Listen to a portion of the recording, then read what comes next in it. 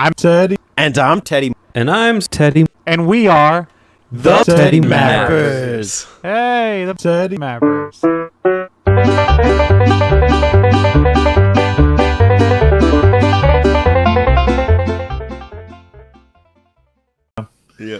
Yep.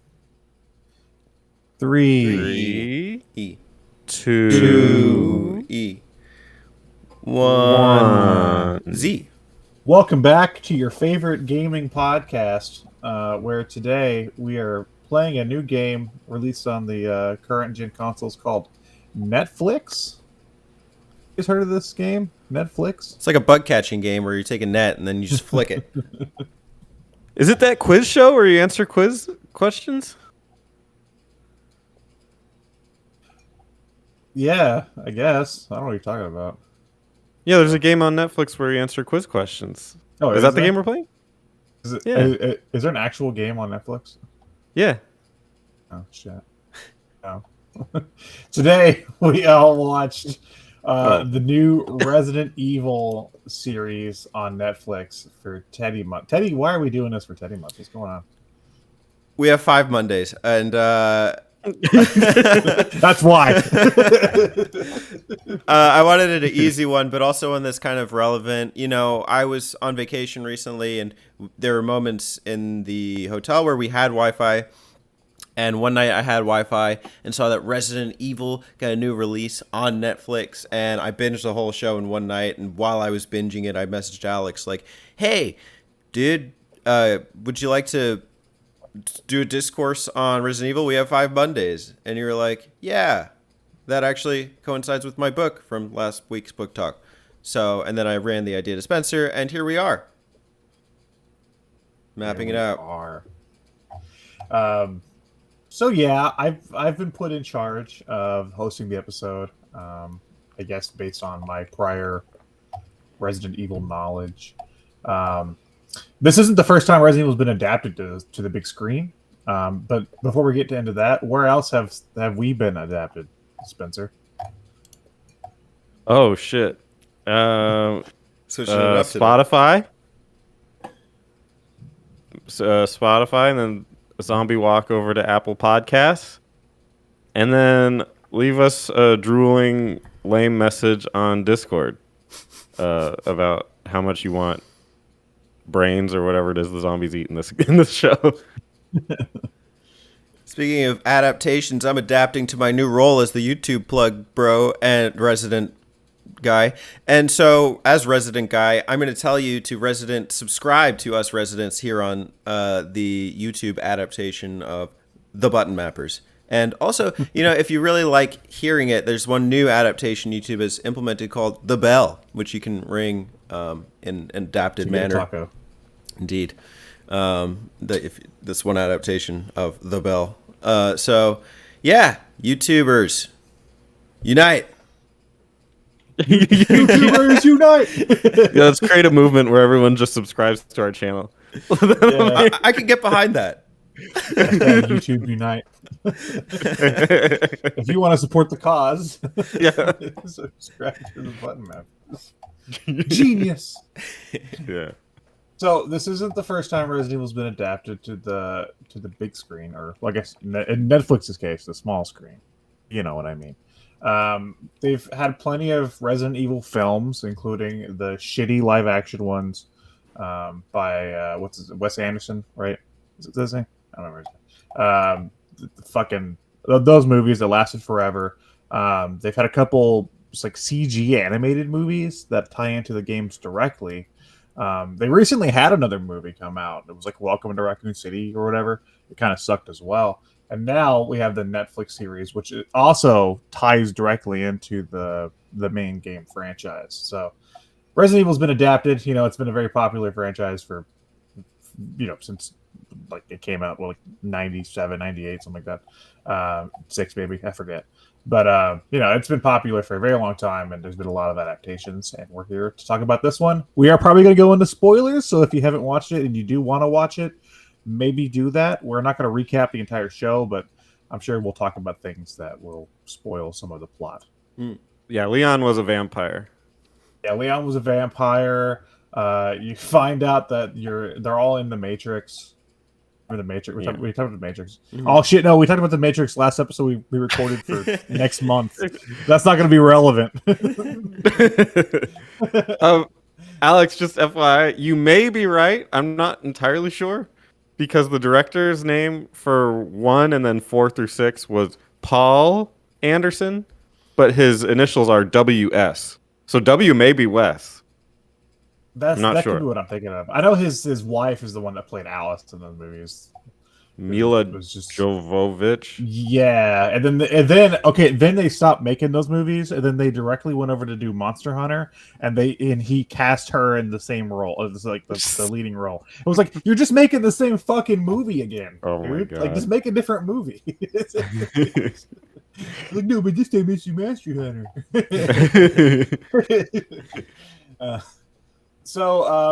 A quick. You know what? I'll hand it over to Teddy. Teddy, do you want to do a brief plot synopsis of like the setup for the show?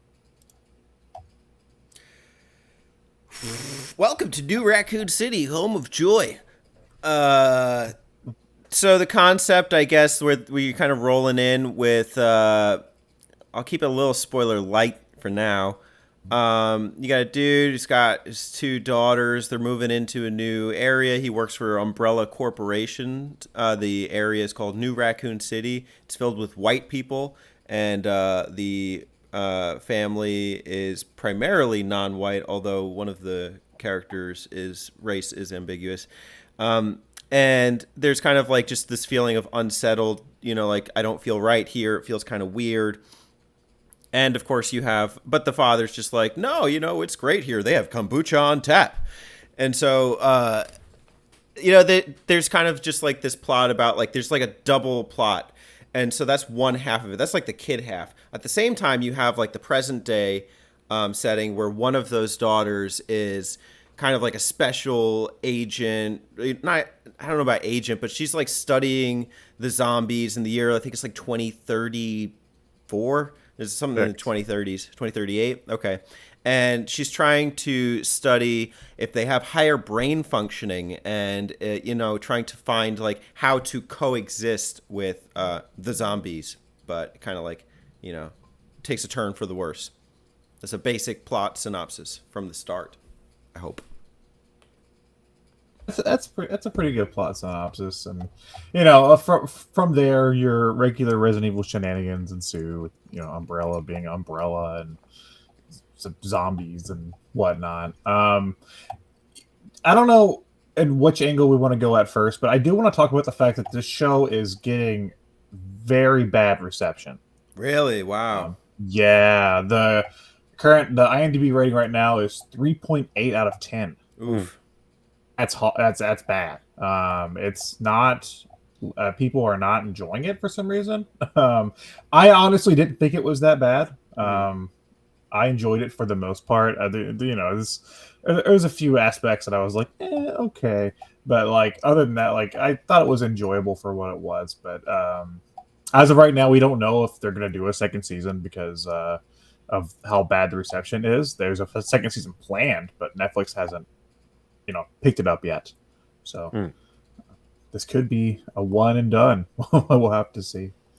That's a common trend for a lot of Netflix shows. A lot of them get like season 1, maybe season 2, and then they just stop. And so I hope that's really not the fate for this. I hope they can kind of look past maybe like the cheese factor of the reception. I'd be interested to know why the public reception is that low. Now we can talk about criticisms and then maybe come back to that. I don't want it to taint our view, Oh no, absolutely not. No, I didn't watch any or look at any reviews of the show before watching it because I just wanted to kind of form my own opinion. Right. And I'll say I liked the show. I'm not saying it's the best show in the world, but I did enjoy the show for what it was. I forgot what I was going to say. Well, it is in like their top 10 most viewed right now, so maybe the performance alone will be enough to carry it to a second season. Well, it's also like Metacritic, and Rotten Tomatoes. Like, does anybody really take these ratings seriously? Like, I don't know. Nah. Yeah. None of the on-screen Resident Evil stuff has gotten amazing reviews. Maybe like the CG ones, but even those get super silly. But again, it's Resident Evil, and like things are gonna get silly, so it's fine. So let's talk about like the main cast for a minute.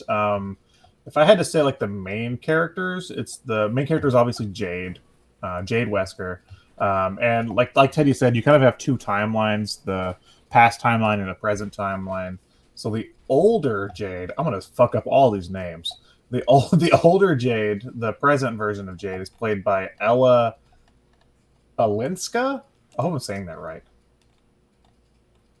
Anyway, Ella and the young version Balinska. Yeah, okay.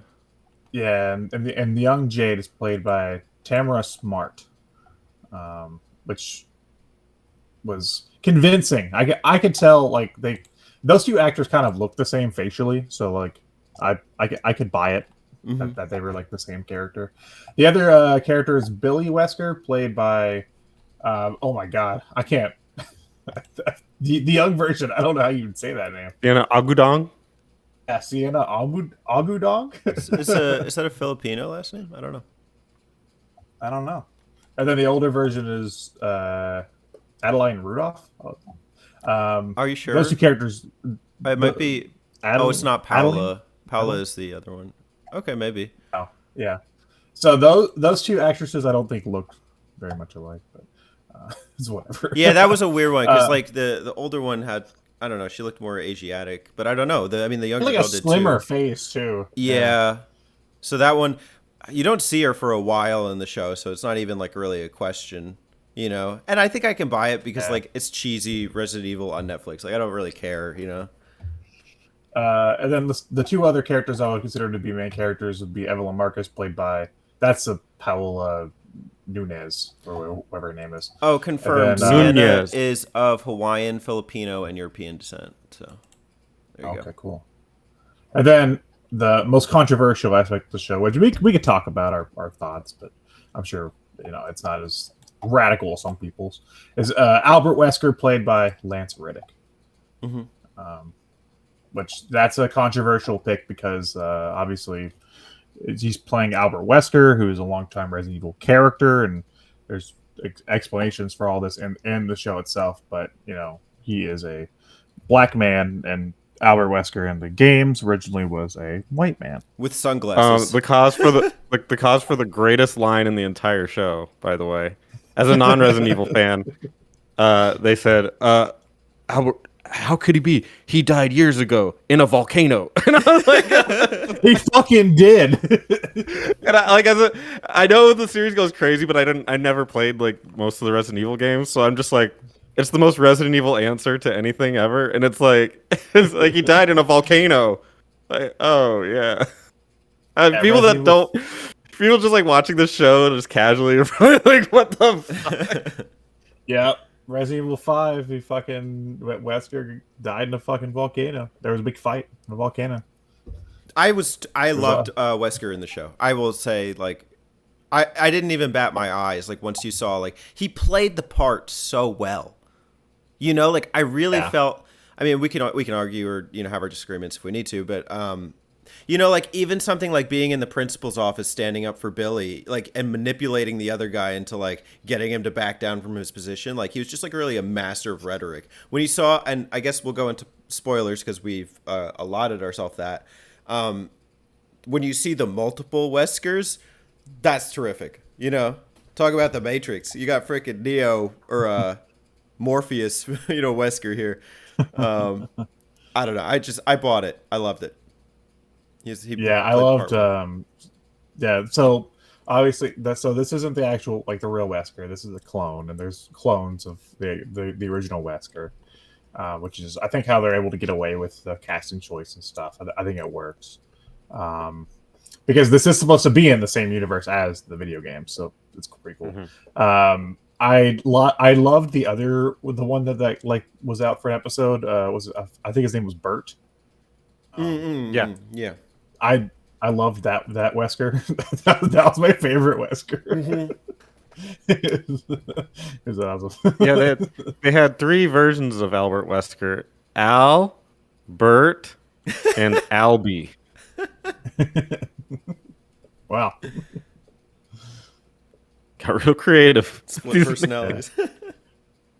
Good thing it wasn't a fourth one. They'd be like, "Fuck, what do we name you?" Berto. Berto, yeah, Alberto. Alberto. It's just him doing a Spanish accent, which would be freaking amazing. He only speaks in Spanish. Hola. So, if you're going into this as a longtime Resident Evil fan, like I was, I will tell you there are some pretty cool things you could pick up on. They reference a lot of the older games. Obviously, it's new Raccoon City, and it references the fact that old Raccoon City was fucking blown to smithereens. That's classic Resident Evil lore. Also, I love the fact that they had a scene where they showed Lisa Trevor. Do you guys remember her from the first game with the fucking bag over her head? Oh my god, yeah, the bag lady. Yeah, there was a scene with her, Yeah, where they showed like a video clip of her, and I was like, "Holy shit, that's Lisa Trevor!" Like, that's pretty cool. And of course, the whole Wesker storyline's relevant. There's at the end, spoiler, of course, at the end, they mention Ada Wong, who is a longtime Resident Evil character. So I take it if season 2 happens, we'll get to see more of that character. And there's even like a few throwaway lines that like reference some of the older games. Like there was a scene. We're kind of jumping all over the place, but it's fine. Yeah. There was a scene where the character Baxter that works with Resident Evil and Jade are like locked together, and he says, "Just call me the Master of Unlocking." And I was like, "Oh, that's Resident Evil 1 joke." Like, it's the Master of Unlocking. And there were some other ones that I'm sure I noticed, but I can't think of off the top of my head. I think when you think too about like the first real like zombie bite incident, that's kind of an allusion to Resident Evil 1 in a sense with the dog. I feel like when you're like escaping into the mansion in Resident Evil 1 and like you're running from the dogs, or you're not actually doing it, but you're seeing like the video footage of it. That was kind of like a, illusion. Of course, at the end, I don't remember the guys. What's the final boss in Resident Evil 1? The big zombie? Tyrant, yeah. So I presume that was Tyrant in the lab, being demonstrated. So I thought that was a cool reference. So, I don't know how you guys want to do this. You guys want to talk about maybe the positives and then the negatives? You're in charge, man. Whatever you want. Sure, we'll do it that way because I do not want to do a full recap. So maybe we'll go around and I'll start with Spencer. What did you enjoy from this series? Well, Teddy kind of stole it. The main thing that I enjoyed was by far Lance Reddick as Wesker. I can understand why people. Well, I can't understand it. I'll say this. There's a movement right now where they're doing a lot of this, where they take a character that was white and make them black, and then market it as like we're being new and whatever the new word is. And I get that that's annoying, and I'm sure that happened here, and it's like, okay, yeah. But there's been way worse offenses. Oh yeah. And this guy, if you just accept that he is that character, he does so phenomenally well.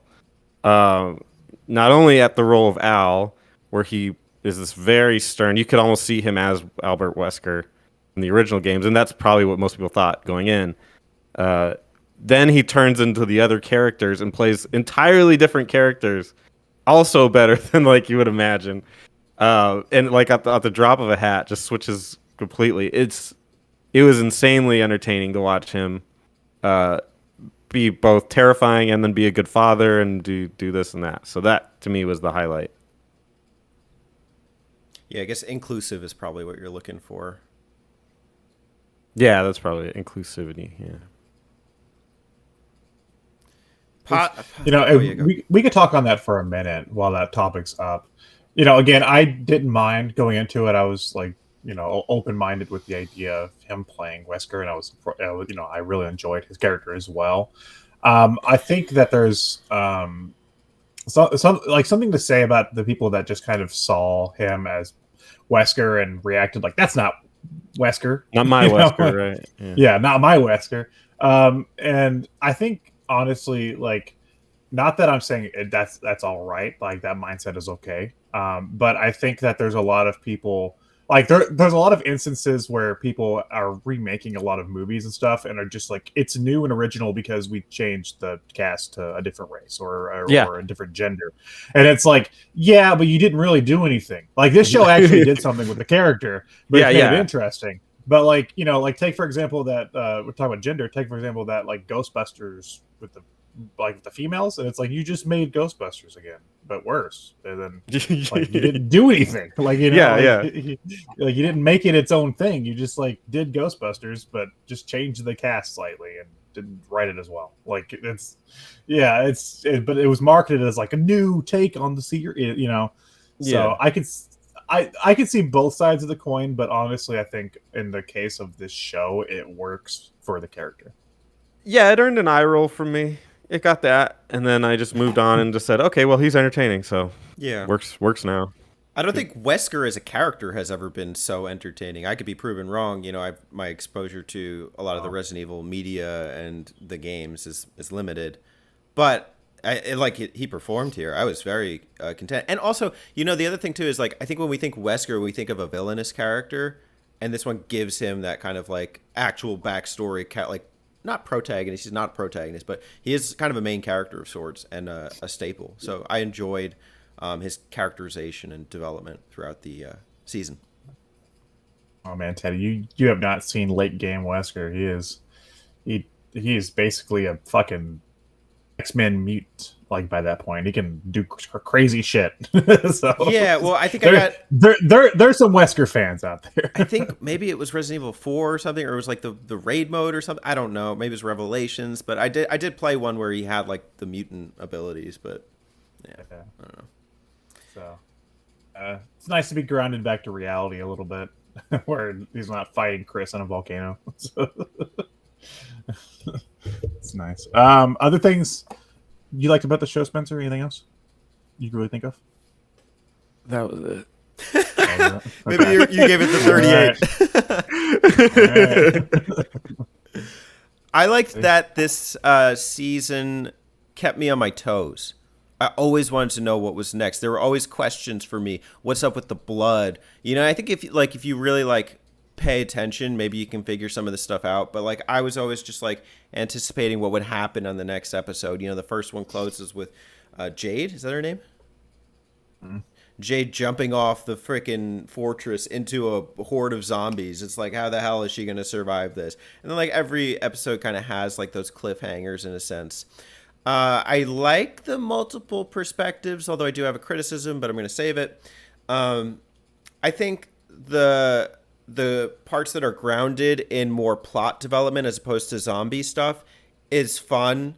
And I enjoy it because I don't necessarily enjoy the zombie stuff as much. I don't like something like the 28 Days Later, where it's like primarily action and just zombies and shooting and killing and headshots. No, I need like a little bit more narrative development. So I was always curious about like, how did we get to the stage where Jade is at, you know, in the present day from the previous day? And so like seeing all of the things that led up to that, the question about Billy, you know, like she gets bit in the first episode, and then it's just like, what's going to happen in the 72 hours, you know, is this going to be the cause and everything? You know, it leaves you with questions, and that kind of engagement is what I need when I'm watching a show like this. So I felt like I was kept on my toes. Okay. Obviously, I liked the fan servicey elements because I'm a huge Resident Evil fan. So, you know, whenever there was like reference to something that I knew, I was like, oh my god! You're the Leo DiCaprio meme. That's you sitting on the couch. Yeah, base. Yeah, they were like liquors, and I was like, oh my god. You know, I like that. I'm not gonna say it's the best written show in the world. There's some dialogue that made me cringe, but I think that there are some good use of like thematic elements between the two timelines. I like having the dual timelines. It never feels like they give one priority over the other. It feels like you get equal time with both versions of Jade and both of their stories. So I did really enjoy that aspect of the show as well. Like there was a really cool shot near the end of, I think it was the second to last episode, where it shows the two sisters like holding hands in this really stressful situation, and then it cuts to the future and they're doing like the same thing, but it's under like different circumstances. And I was like, oh, that's a cool thematical element that they like to bring over. So that was neat. And I thought that the effects were good for the most part. So I also enjoyed that aspect of the show as well, just seeing the different monsters and stuff, and being like, oh, cool, that's a licker, or that's a giant alligator. Like some neat elements. Obviously, this show is getting fucking slammed right now, and maybe we can go into some of our negatives. I'm sure Spencer has some. Spencer? Might have to loop back a couple times. No, like, here's the thing. I'm not a movie guy or a TV show guy. I would never claim that I know what I'm talking about when I talk about this medium. I don't actively watch anything. So take that with what you will.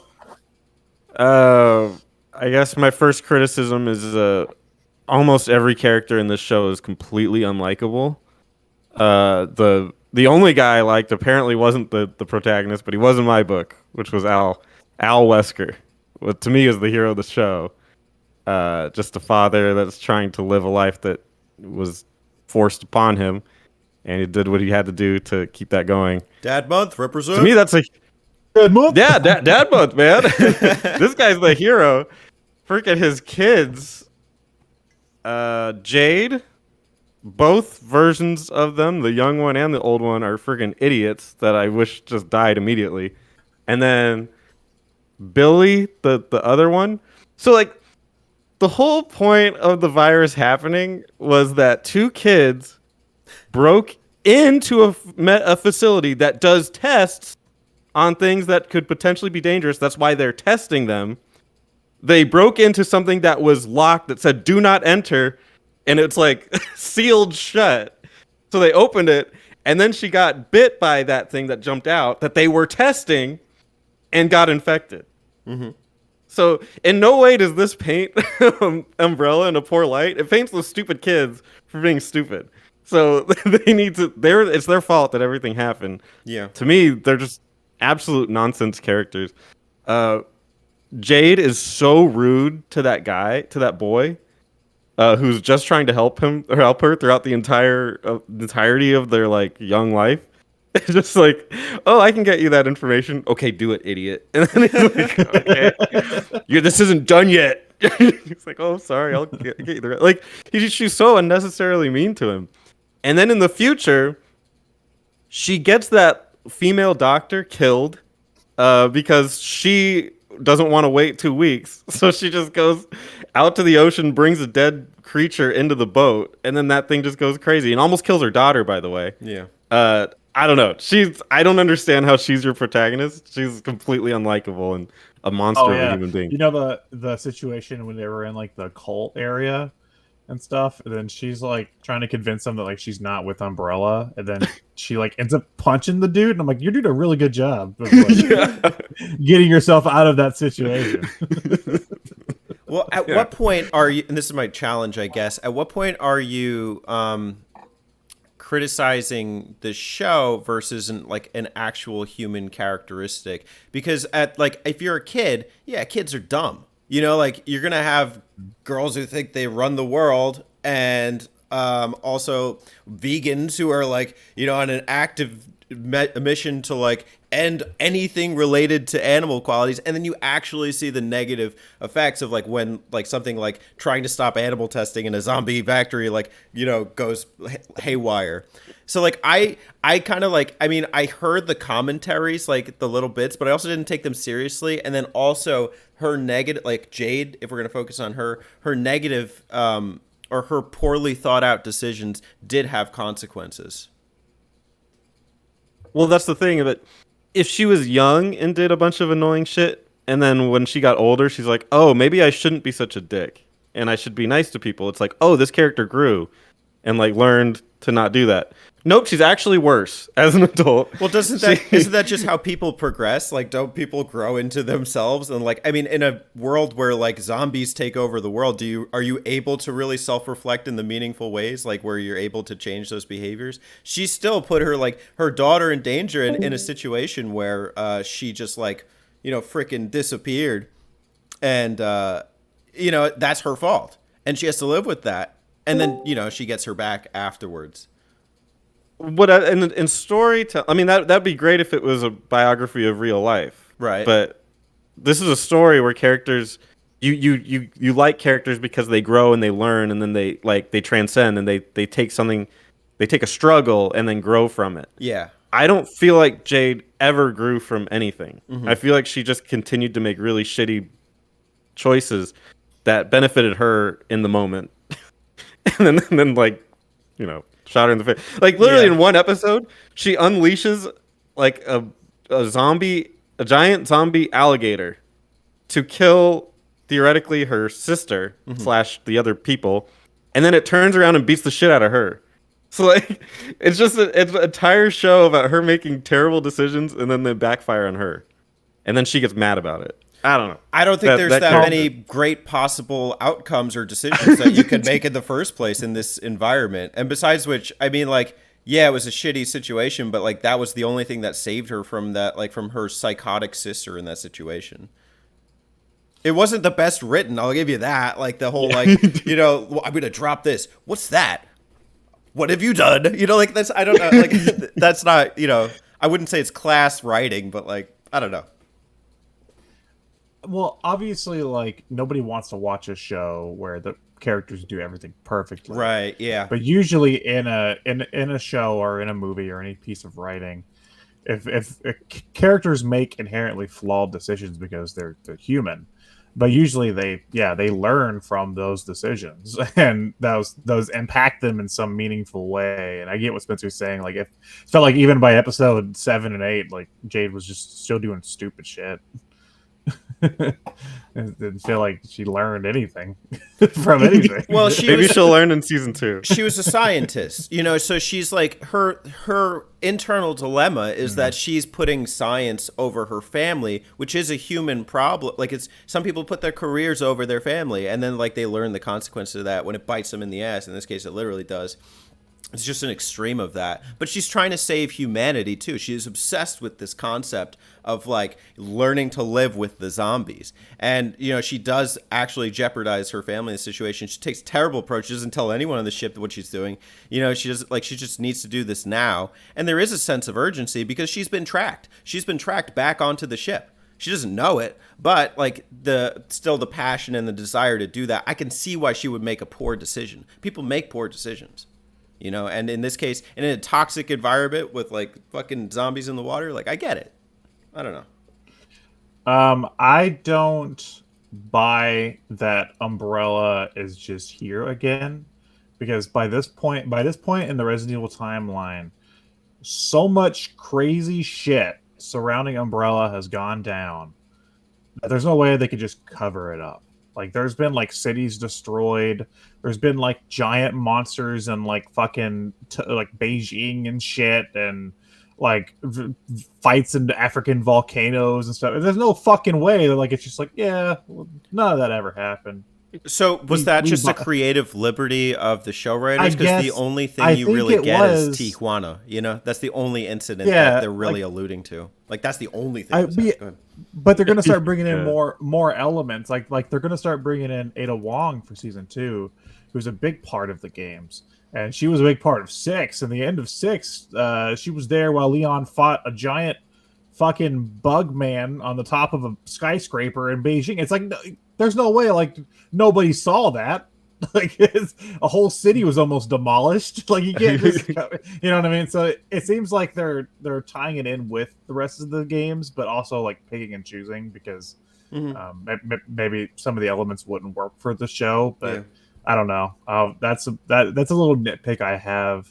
And I had something else. Can I ask you a follow up while you're thinking about that? Yeah. What the media better than me and Spencer, right, Spencer? Yeah. Okay, cool. Is this the closest canonically to any of the Resident Evil games, of the movies or TV shows? No, the CG animated ones directly follow characters like Claire and Leon through adventures. So those are probably the most directly tied to the series. How do you feel about those ones? They're okay. They have issues too. Like I think the last CG one they did was stupidly like action focused, but like for the most part they're pretty decent. I think it's I don't think any of the on-screen adaptations have really done a good job of I don't know, showing like the more horror themed elements of Resident Evil. I think they're all pretty focused on like the conspiracies and the monsters, and not really like the human struggle. Okay. Yeah. So is that something you appreciate in this season? Okay, yes and no, because I feel like they shoot themselves in the foot repeatedly. Like the the scene where Jade first meets up with Bailey. It's like, oh, you're with Umbrella, and she's like, not really. I'm helping you. I took this tracker out of your arm. Right. She's like, oh, Dad's dead. What? And then like at the end of the season, the lab blows up with Wesker in it, and I'm like, okay, so obviously he's not dead, because you just told me earlier he didn't die till later because you didn't know that, or just they just wrote it very poorly and forgot about that line. But like still, it's like I can't because like she went home, she was crying and stuff, and I was like, I don't feel anything about that scene now, because like none of it matters. Yeah, like, you know what I mean? Like it's jumbled too, so it's like you're always trying to figure out. They're either contradicting themselves, or they're like setting up a fake death scene that doesn't mean anything because you already told me it doesn't mean anything. Right, like the sister bite means nothing because at the end of the first episode, SpongeBob lover says, "Fucking your sister's alive." Like, but you see she got bit, so you already know that she's gonna be fine. So yeah, there's kind of like I don't know, a poor juxtaposition, the humans, I guess. Yeah, so like even like the more like human elements of the show aren't that great. I liked the elements that were focused on Umbrella, because I liked knowing like what they've been up to, like how Evelyn got the company and stuff. Because Umbrella was disbanded for a long time, and it stated that like she got the company back. It was her father's company and stuff. So that's probably the things that like kept me most intrigued, was just like, what the hell is Umbrella up to? The idea of Joy. I like the idea of the outbreak being caused by like a anti-depressant. Like that's a cool idea.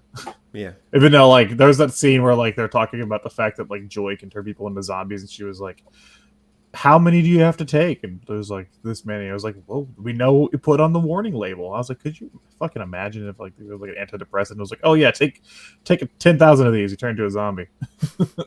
On the label. Stupid. She did do a good job, Paula. Nunez. Oh, that's interesting. I might say she was too hyperbolic, but yeah, she could be. Yeah, sometimes she overplayed that. Before. Do you know what she's been in? Hold on, let me look up what she's been in, because I've seen her face before. Her name is Paula Nunez. Whoa.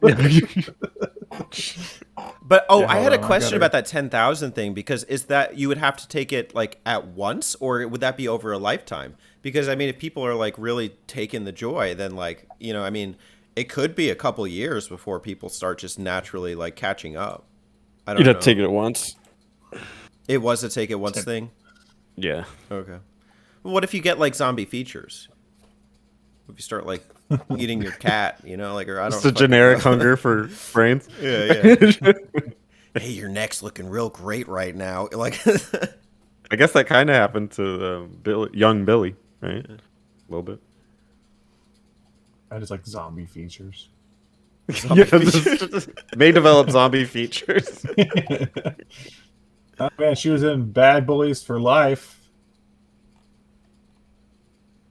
all of these are written in Spanish, except for The Fall of the House of Usher and Magnum PI. I don't know.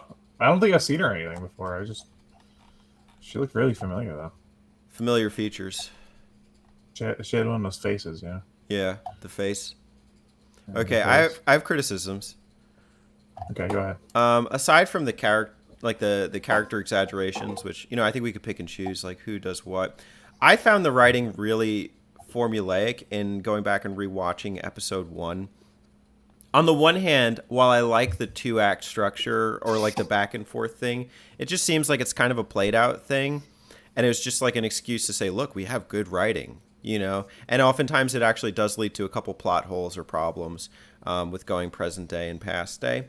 And then I also thought like a lot of the tropes like were like, even in the first episode, she's like, studying the zombies, I noticed none of them have higher brain functioning. She finds one with higher brain functioning. She's like, oh, higher brain functioning. We did it. And then she's like, I'm going to chop its head off. And then like steals the gland and then like makes a potion out of it. And then like, that's the answer to everything. It's a little generic and like, I mean, a little bit too much. Like, I don't buy it. Like, I can suspend disbelief like for a couple things.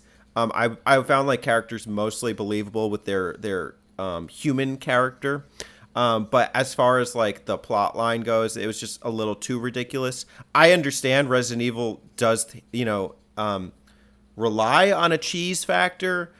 And, I guess that's okay. To what extent? I don't know. I think like there was maybe some room for tweaking stuff.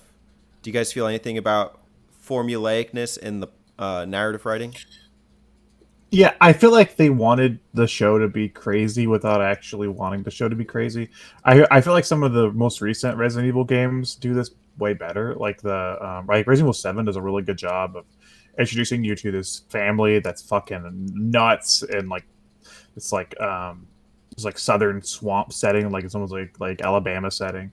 And then like you kill the father like 50 times and he keeps regenerating. So you're like, what the hell is going on? Like none of it makes any sense. And then at the end, they do have a reason. It all ties together, and like it's not really that well foreshadowed, but like you're like, okay, I can buy this, and it kind of makes it all work. And yeah, this show, like I think it wants to be like that, where it's like, how is there a Wesker? There's a Wesker. It's like clones.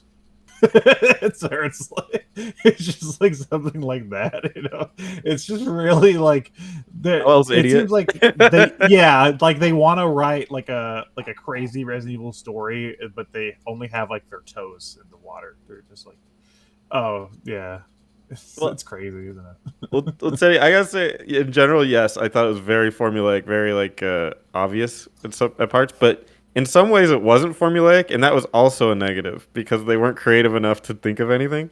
So there was a particularly hilarious cliffhanger. I think it might have been the first one, the first episode, or maybe the second episode, where she's escaping that like first compound. Oh yeah, it's first one where she jumps and off she the thing. she jumps off the thing. You're like, how is she gonna get out of this one? And then the next episode starts, and she doesn't. She slams hard into a car and then rolls off of it. Like, oh, that's just really weird. Like, she didn't find some creative like thing to climb on, or like grab a rope, or somebody saved her. Nope, just slammed unrealistically hard into a car, survived somehow, and just rolled away. But that's the reality, though, isn't it? Like, she doesn't know the environment she's been brought to. She just got, like... And she suffered a concussion, in the previous area. I mean, realistically, yeah, she probably can't survive that fall, or figure it out. But I have heard from a boulderer that if you, are climbing, there's a method for how you fall. And, I mean, the whole rolling thing maybe is part of that. Yeah, rolling is an old Jackie Chan technique. Mm-hmm. You can... But the thing is, it's framed in a way that says... If she falls like this, she's going to die. So how is she going to get out of it? Mm. But then she does fall and then doesn't die and gets out of it. Yeah. Theoretically, yes, you could theoretically live, but that's not necessarily storytelling. Mm.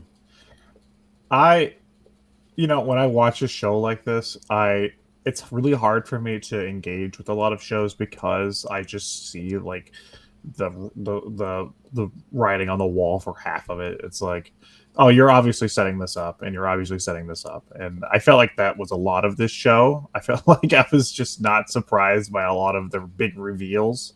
I was like, "Yep, well, obviously that's probably what's happening." But so for me, it was all just the fan service stuff. Like whenever they were in like the cult area and they had like the chainsaw people come out, and I was like, there's a primal part of my brain that was like, "Ah, Resident Evil chainsaws!" Like anytime there was a big reveal, I was like, "Yep." I have another complaint, and it starts out very personal and then turns more broad. It would be, I don't like violence with children. I have a pretty strong like objection to it, and seeing her get attacked by a dog, it's not, it doesn't sit well with me. But that being said, I think it speaks to a larger movement in the horror genre that I don't care for, which is you guys seen the show Stranger Things? Yeah. I didn't watch it. It's pretty good. I think it's a solid enough show, and it's getting really popular, but it's almost becoming a problem because there's a direction that horror movies are taking where they want to be a horror movie with heart, and they want to be like a coming of age story, but as a horror movie. And Stranger Things is like, that's the whole point of Stranger Things, is it's got horror elements, but it's like these kids are growing up and they're learning this, and okay, that's their deal. But then I saw the movie It, and it was the exact same thing as Stranger Things. In fact, had some of the same cast as Stranger Things. And, it was generally well received, although that was my problem with it. It was like, I don't necessarily need to see all this. And then, granted, it was a coming-of-age story, so it works. But then this show happened, and that's what the younger kids are. Their whole segment is a coming-of-age story of them, learning to be yada yada. And so I'm a little bit tired of that concept getting tossed around. In my Resident Evil, I want to see adults shooting zombies. I don't necessarily need to see kids learning what it's like to be an adult and learning to make choices.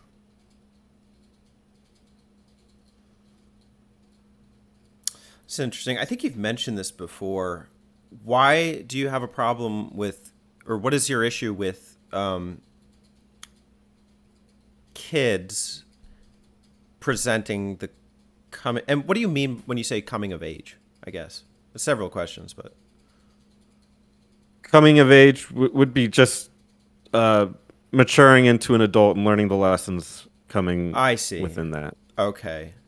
So is your problem that the focus, like you don't want the focus of the movie or the genre or the story to be around the kid learning their life lesson through some type of violence in the medium? Partially, yeah. I don't want horror movies to be revolve around that, because I think it's really antithetical to what horror movies should be, which is afraid that people will die, and then the kids. Yeah. It kind of like when you go into something like that, it helps, like for Stranger Things, it kind of nullifies anything that happens, because in the end they're gonna have the characters be like, well, everything's all right, we learned a lesson, let's hug, Yeah. And it's kind of like, it's not like, take for example the ending of the original John Carpenter's The Thing. I watched that recently, so I had that on the brain, where like at the end it's like there's two characters it's stuck in a frozen wasteland, and it's like, well, we're gonna die. The end. Like there's not that ending. Like if it was like this kind of movie, they'd be like two kids getting on a helicopter, like, good thing we survived. Yeah. And it's like, if you're watching like a horror, especially something like Resident Evil that's supposed to be survival horror, obviously when you're playing the games, the point of the game is to survive, so you want that. But in the narrative, like I don't know if it works as well, because I don't know. I think most most good horror stories don't leave you on a good note or like a happy note. They leave you wondering or thinking. Yeah, exactly. I like horror to give me the lingering sense of horror that I don't know what's going to happen next, and it could be really bad. When you make like a coming of age story, or half of it is a coming of age story, that the other half works out because the characters are there. Yeah, it's just like, that's a formula problem for sure. It's just like, yeah, it's like, well, all right, I guess it removes the tension of the horror and puts in forefront like, oh, she's learning to date. She's learning to talk to boys. It's like, oh, okay. I guess, but I mean, when you see that both Billy and Jade are still flawed characters in the end, is it really coming of age? That's true. And there's also an element that I don't enjoy with the time, like the time skip element, because it kind of nullifies a lot of the stuff in the past. Like, it's cool to learn like what is Albert up to, or the Umbrella, but like these characters are still okay. Like, they're not going to die in the past. Like, nothing bad's going to necessarily happen to them in the past. Like, Jade looks the same except a little older in the future. And I've seen shows do this concept well. Take, for example, one of my favorite shows of all time right now is Better Call Saul, which exactly what happens to this character because you've already seen Breaking Bad and it's a prequel. But yet, while I'm watching that show, the writing's so good that I'm still like wondering what's going to happen to this character that I ultimately already know the future of. And I didn't feel that with this show at all. Like the past Jade segments, I was just like, oh, neat. What is future Jade doing? Like, And I have some questions about Billy. So she got bit and then didn't turn into a zombie thing, but showed traits of a zombie thing. What's her deal? Was there a science behind that? Yeah, they're not explaining it that well. My takeaway was that because the original Wesker was this fucking mutant dude by that point, and he started cloning himself, that the other Weskers have like some sort of a mutant gene, and then now that the kids are based off of that clone of Wesker. So like She's like half immune. yeah, I don't know. They're explaining it, but that was my takeaway. That's actually what Teddy was saying. Part zombie. Yeah, so like my takeaway was that because of whatever the Wesker gene is that they have, like it's not affecting them or something.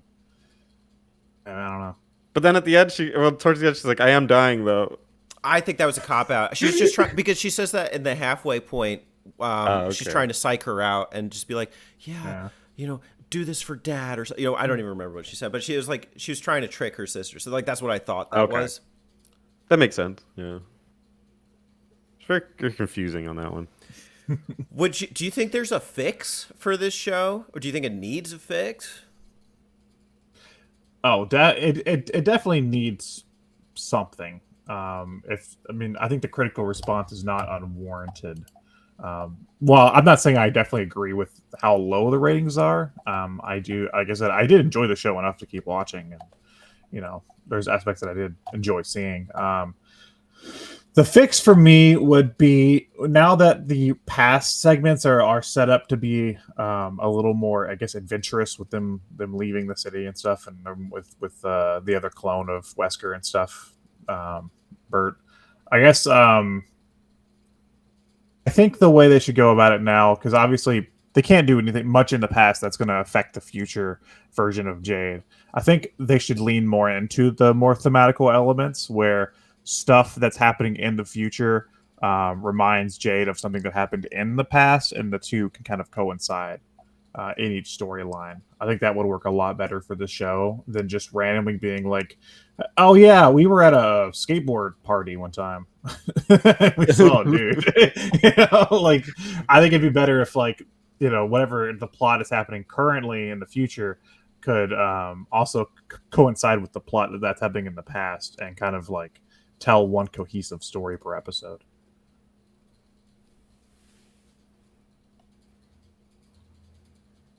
Spencer? I mean, I wouldn't continue the show, but I guess Oh, I would lean into the future stuff and just go the action route.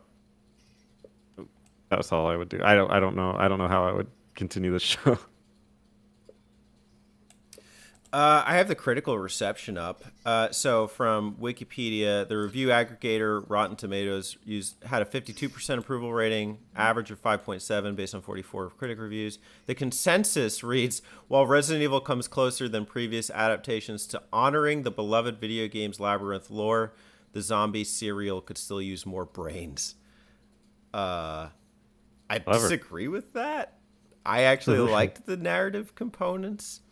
I think I have a different enjoyment than maybe you did, Spencer. Which I actually kind of enjoyed the younger saga to see like how the origins of this whole thing, and that's where I'm most curious about what happens from here.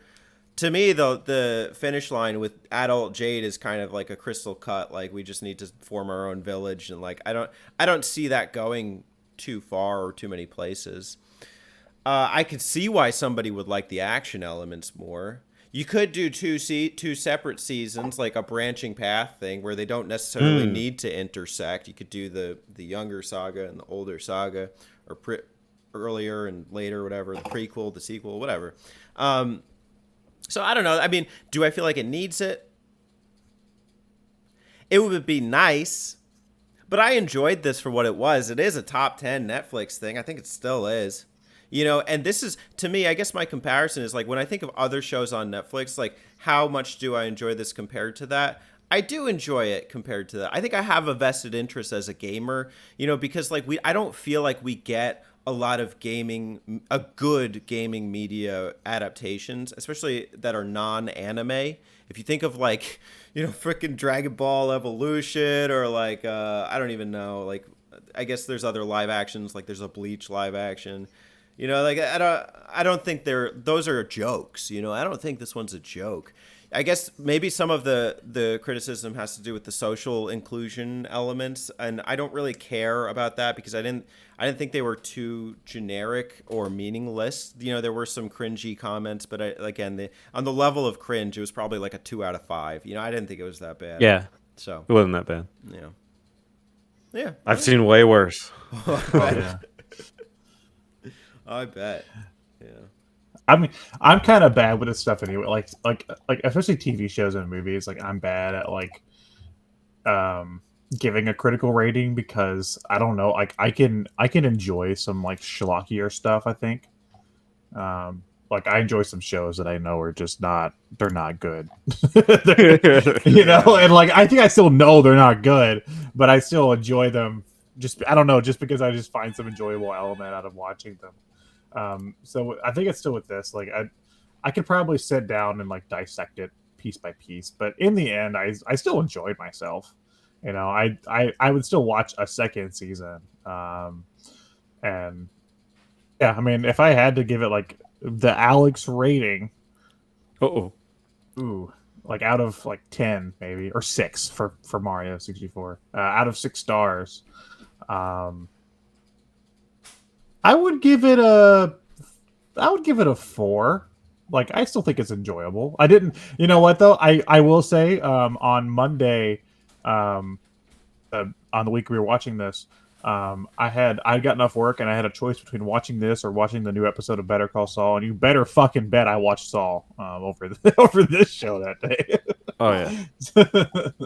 But I still wanted to return to it, so I'd give it a 4. It's good. It's enjoyable. I'm surprised you rate it that low. Really? Oh no, I feel like that sounds about right for what Alex has been saying. I think he's been pretty critical of the show, to be honest, and not, in a good way. Like, I mean, these are good criticisms to have. So I'm almost surprised it's as high as it is. But I mean, I think I don't know. It makes sense. So like I said, like I still liked it, and like I said, I'm kind of bad with this kind of stuff because I can enjoy things that are inherently flawed. Yeah. So like I'm not gonna like run into it and fucking be like, worst show ever, 2-1, you know, because like there's still elements that I enjoyed and I can see some value. I'd say the difference between like a 3 and a 4 out of 6 is that like the 4 is passing but barely, and the 3 is oh, it's close. out of 6. Yeah. Oh, I'm sorry. It's out of 6 stars. I was thinking a 10 scale. Okay, 4 makes sense. Okay.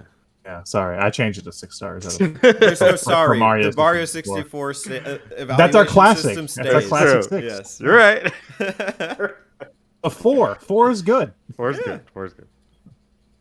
I'd do 3 out of 6 because it, with all the criticisms I levied, it is inherently watchable, which is to its credit.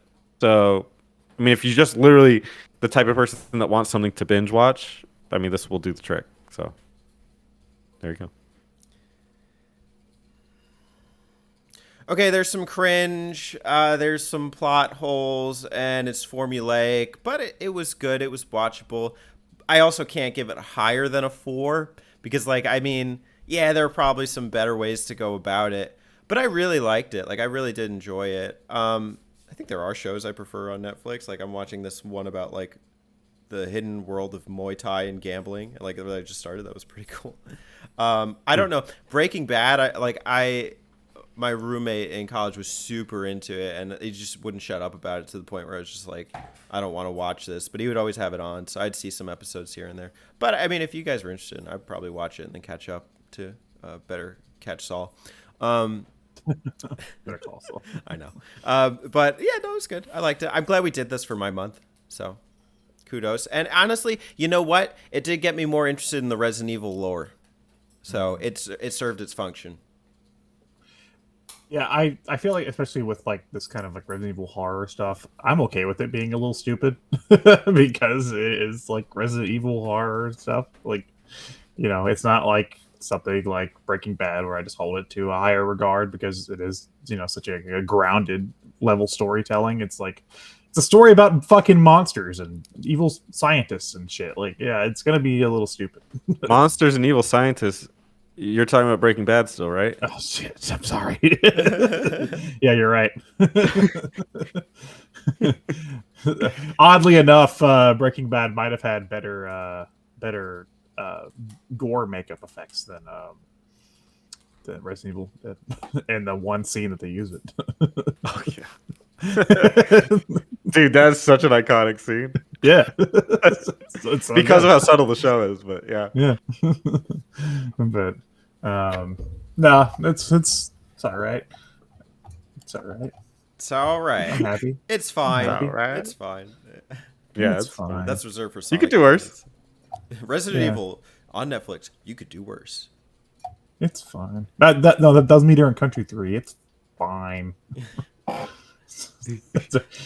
Everything's fine. Resident Evil Donkey Kong Country connection confirmed. Just don't watch those fucking movies. They're awful. Speaking of getting attacked by a giant spider, we basically had that situation in Resident Evil. True. Yeah. What would you do? Yeah, that's true. Well, we should put ourselves in a situation from this show. Okay. Okay, I guess mine will be you are studying the zombies in their natural environment with the rabbit. All of a sudden, your blood, you cut your arm accidentally, and the zombies notice. What do you do? Oh, I'm throwing myself to the zombie. I'm not. If I'm ever in that situation, like a post-apocalyptic zombie apocalypse, I'm just out. I don't Not want a game. Yeah, yeah. I don't know if there's much to live for at that point. It's true. Yeah. Gone. Eat me up, zombies. I'm taking high ground. As high ground as I can. And there's got to be some buildings in Arizona that are tall enough that I could scale and break a window or something to get in. Okay. I will find the nearest Jimmy John's.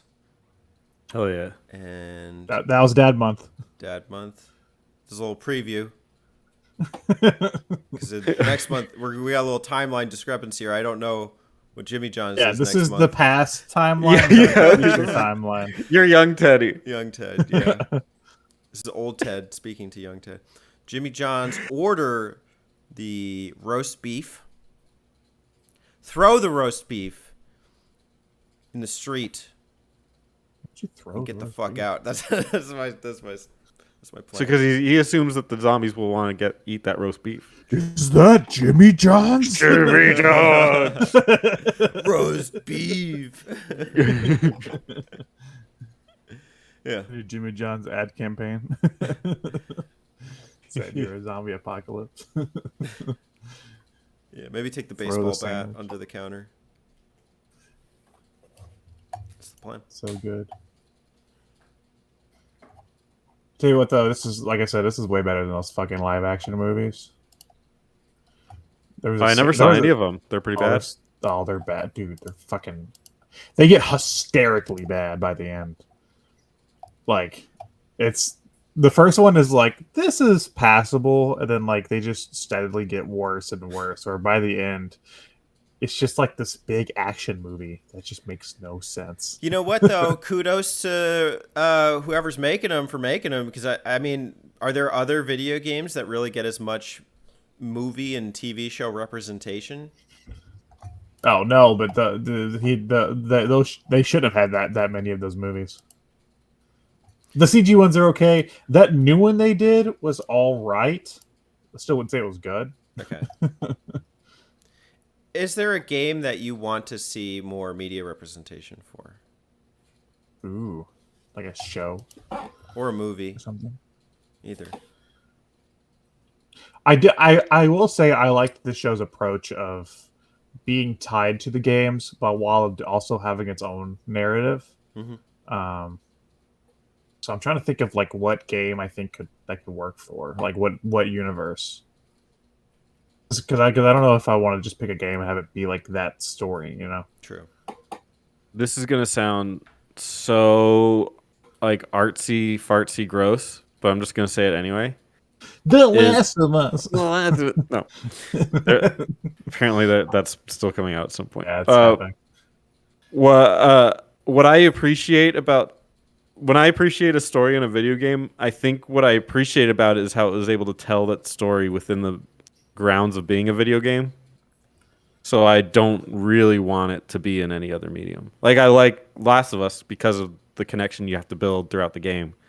I don't know if I would care as much in a movie. Metal Gear Solid 3, I like that because of the instances of the game that you play and how it ties into the story. So I don't. I think like that would make a great movie. Not really. I like it for it being a game. So I can't think of anything specifically I'd like to be turned into a movie or other kind of medium. So the cop Yeah, out choose answer.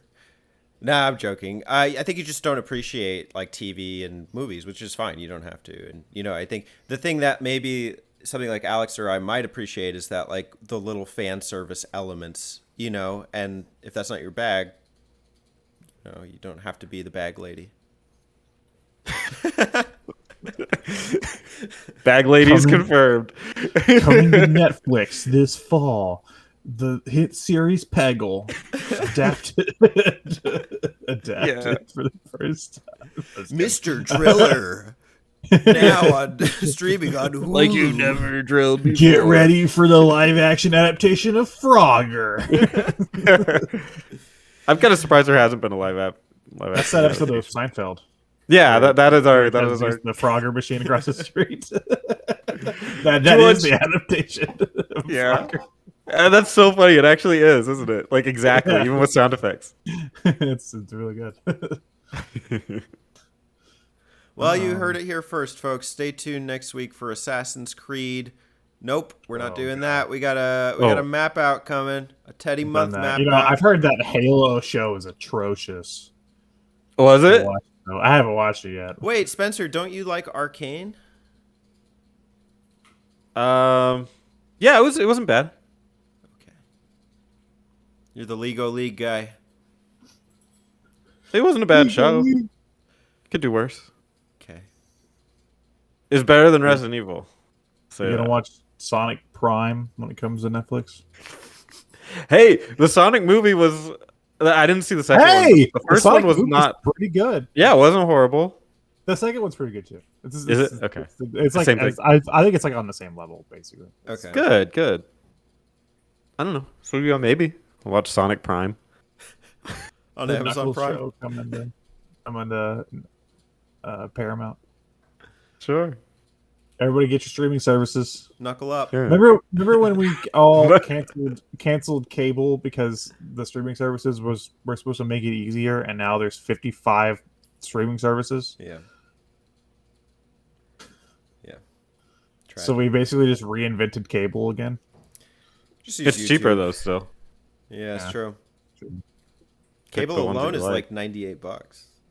Yeah. I guess it's true. It's all a But matter it's of getting to that point. It's getting to that point where it will be the same if they keep going at this route. Oh yeah, and then they keep making channels like subscription services for shit like nobody cares about. Yeah. I like the like they get so obscure. Like they just keep getting further and further down the line. Yeah, right. It's like subscribe to this one if you just want to watch episodes of The Office. Yeah. If you like TLC, be sure to get to TLC Stars. You know. Yeah. Unfortunately, Spencer and I are in that camp. So. Hell yeah. Wouldn't probably the one I use the most. What streaming service 90. couldn't you live without? Ooh. This is gonna sound bad, but Peacock. Explain. You watch The Office? Yeah, for The Office. Wow. No, they have the entire category of wrestling in it. It's like literally every episode of Raw, SmackDown, WCW. That one's free though if you have ads, right? Because I think I was Oh, watching is that it? recently. Yeah, because I think they like block off a couple things, but like I was watching AP Bio on there. That was a pretty good show. Yeah, got canceled. Yeah, it's like, yeah. It was which one? It's nice to can see I- Glenn Howerton playing the same character, but as a as a teacher. Yeah, it's like it's Dennis as a teacher. That's what I say to people. Like, there's no more actors anymore. Like, the theory of being an actor is just gone, and people just play the character that they're famous for. But like, Oh, do you want to see? I do you feel wanna like see- that started with Seth Rogen, right? Yeah, it's like, do you Seth want to see Rogen Chris plays Pratt? Seth Rogen. Yeah, it's so rare to see somebody like that's what in this movie or in this show. It was so cool to see the Wesker guy. I can't remember his name now, but he Lance just played like Reddick. actually act as different people and did a really good job at it, which is so rare today. Yeah. Yeah, that's I'm terrified for that Mario movie because it's gonna be Chris Pratt playing Mario. We should all link Knock up it out and of the like park. manage to watch the film together somehow and just do like a Oh my God. post discussion or something. Go to the world premiere. I'm gonna lose my fucking mind. Show. I'm trying to pick which streaming service I couldn't live without. I guess probably Hulu. I like Hulu. Like they get some good stuff over there. Hulu's consistent. Like you can watch Yeah. a lot of like seasons of a show on Hulu. Like we watch it They're for better with- Survivor, Married Yeah, at First they're better Sight. with the variety, I think. 90 Day is not as much on Hulu.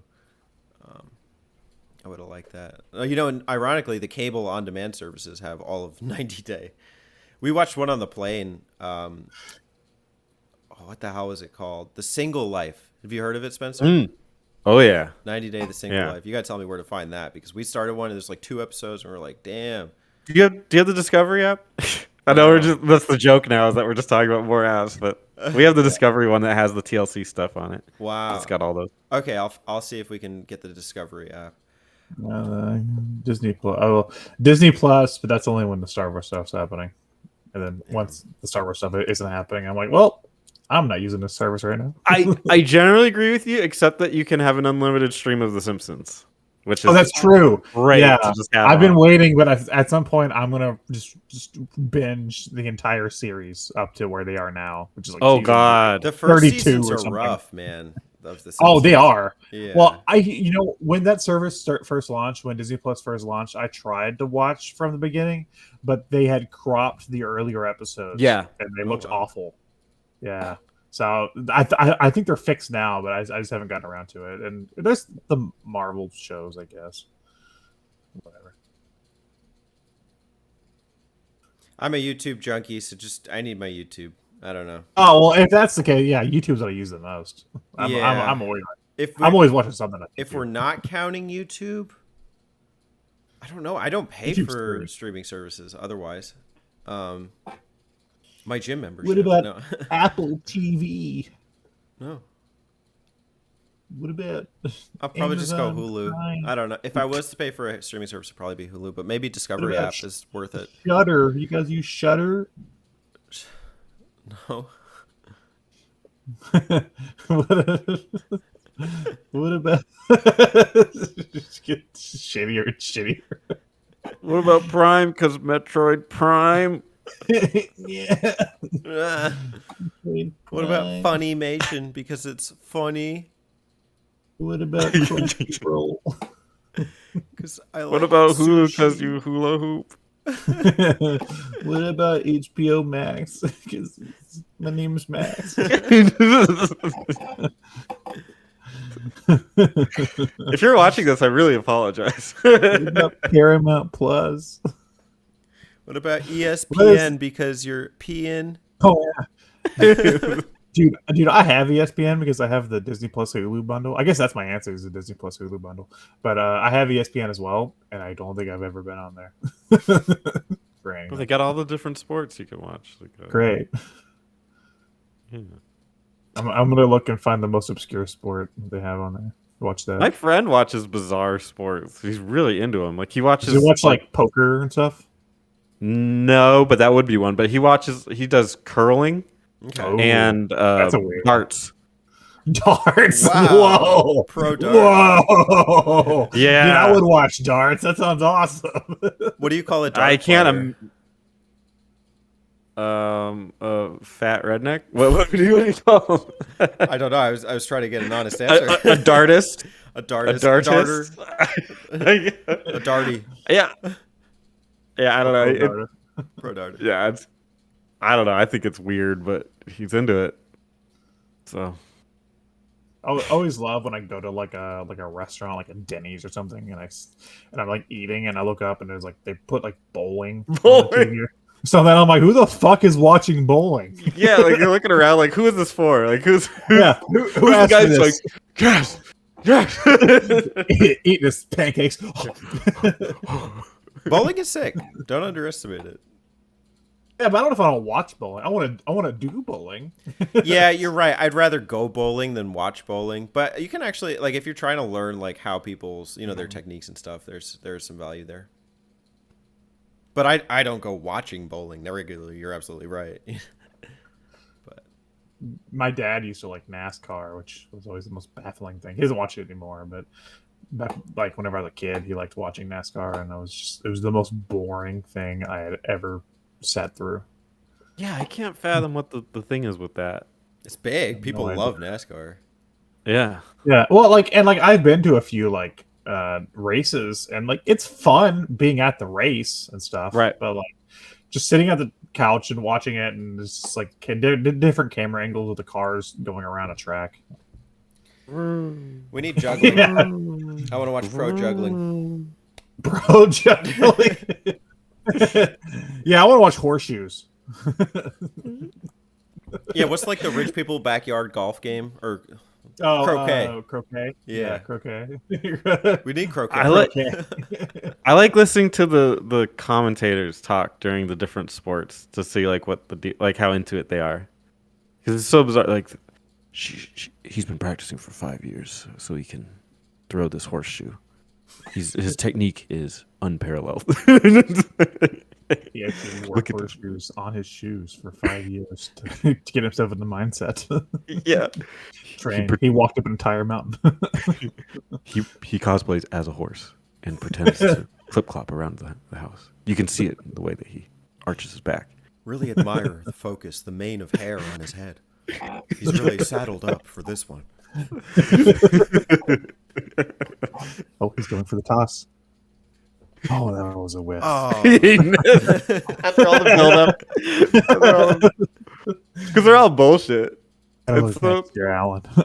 Like literally when you're watching these things, especially you see it the most in UFC, which is funny. They're like, this guy, Andrew Darkovich, might be the strongest striker today, and they'll say that about every single person that fights that night. They're like, oh, he's the best grappler in the business right now.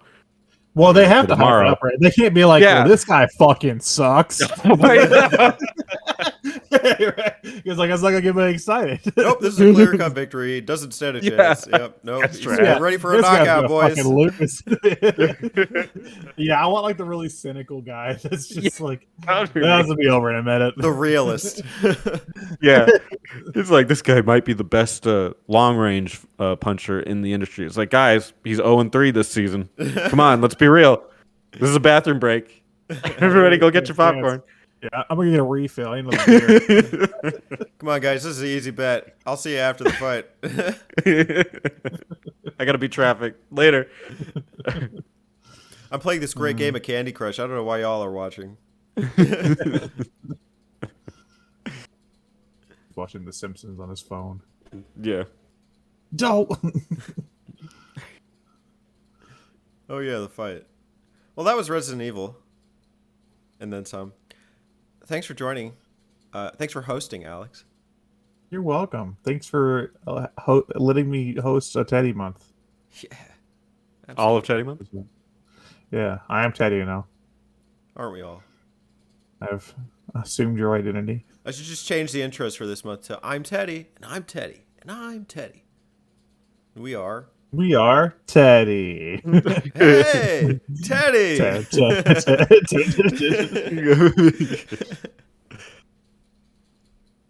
Viewers at home, let us know. Did you enjoy the discourse? And would you like to see more of media-related discourses? And also, stay What streaming tuned. service should we put the show on? Why is it ESPN? We should commentate some sports. That'd be awesome. What sport would you like to see us commentate? You know, I had an idea around that a while ago, but I won't put it on here. Okay. Sounds good. Which is a good thing to add to a podcast. I have a topic, but I don't want to talk about it. I'm not gonna say.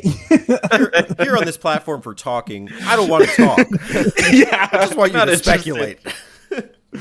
I'm not gonna tell you. It's a spoiler. It's a cliffhanger for our viewers, just like they did in Resident Evil. It's a peek in front of the curtain. Yeah. Yeah. Still blocked. Can't see it, but it's there. It's good to know there is a curtain. Indeed. We can just pull out the curtain, when we need to. So that's it. Bye. Bye.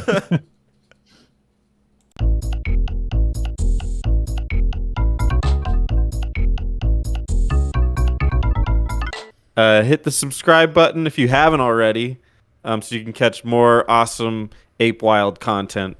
And then also, why don't you hit the notification bell so next time we release something ape shit crazy, you can listen to it immediately.